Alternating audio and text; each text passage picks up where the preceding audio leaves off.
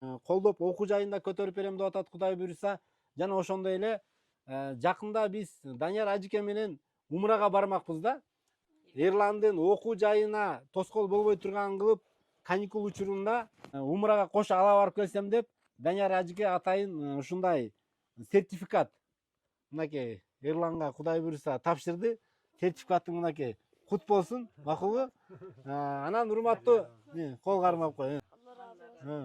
Анан туугандар, биз дагы жон карап турбастан атайын Кудай буюрса тарыхта калтырайлы деп 8 жашында ата энесин умрага жөнөткөн инсан болсун деп атасына жана апасына ушундай умра сертификаттарына Кудай буюрса уюштурдук. Кудай буюрса анан бул жерде Эрлан бир атанын эмес, эки атанын тарбиясын, бирен эмес, эки эненин тарбиясын көргөн инсан экен. Анан өзүңүздөр ата акылдашып, Кудай буюрса чоң атасы барабы, чоң апасы барабы, же болбосо өз атасы барабы, өз апасы барабы, Кудай буюрса ушул сертификатты кабыл алып коюңуздар.